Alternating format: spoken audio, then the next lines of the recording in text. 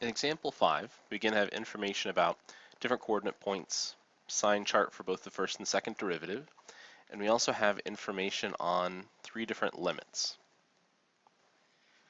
So we need to think back to our discussion of limits and what those results tell us. So we can also check this to see that the domain is all real numbers x except that x equals -2. So that means something's happening at -2. And in this case, as we approach it from the left, our function heads to infinity. As we approach it from the right, our function heads to -infinity.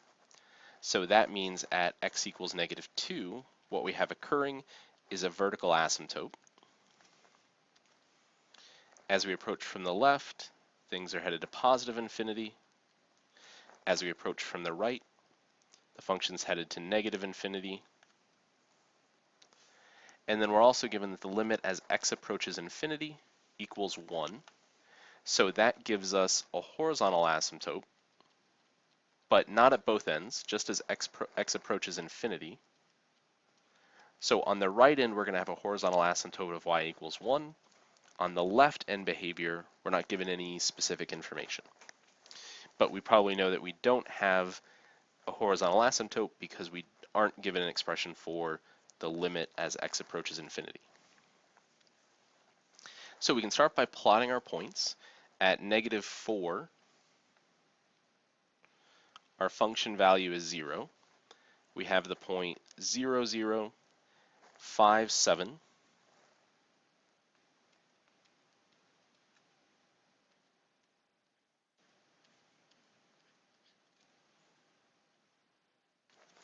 And 8, 4. So not necessarily being drawn to scale, but all we really need is just the rough sketch for that shape. So we know what's happening on either side of that asymptote. We know that our first derivative is positive from 0 to -2. So we know that our function's increasing over that whole interval. From -2 to 5, our function is increasing. And from from +5 to infinity, our function is decreasing. We also know that from 0 to -2, our function is concave up.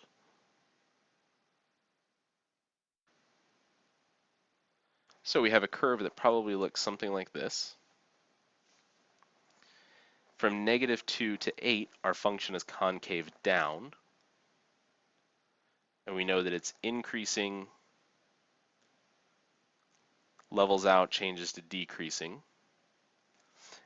And then from 8 to infinity, we switch to a curve that's concave up, still decreasing, and approaching this horizontal asymptote of y equals 1. So we get something of this nature, which we can compare with each of those graphs and see that that most closely matches up with that graph of D.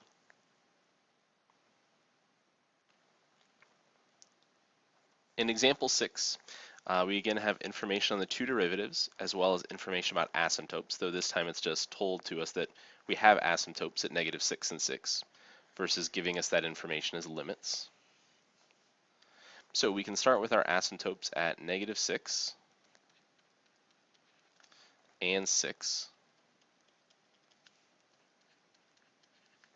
So since we don't have the information about the limits from both sides, we don't know immediately which direction the graph is headed as we approach those asymptotes.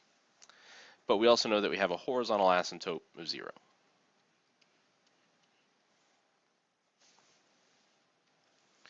So f of 9 is going to give us a function value of -5.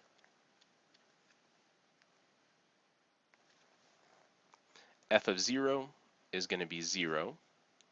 And f of 9 will be 5.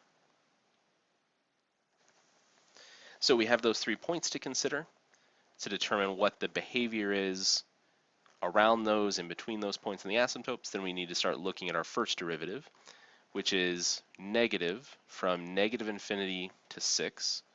So here our function is decreasing.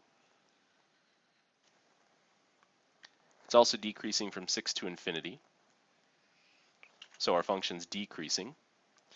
Our first derivative is positive from negative 6 to 6, which means in this region, our function has to be increasing. So now we want to look at the way our function is curving. So from negative infinity to negative 6, our function should be concave down. And we're approaching that asymptote of y equals 0.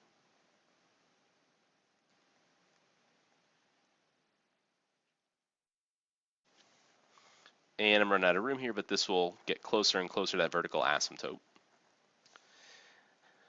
Our function's also concave down from negative 6 to 0.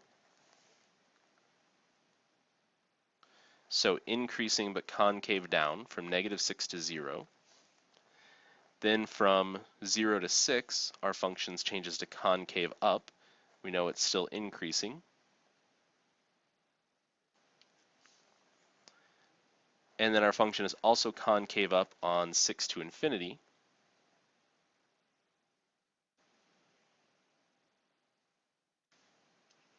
So we're going to be approaching positive infinity as we approach this vertical asymptote from the right.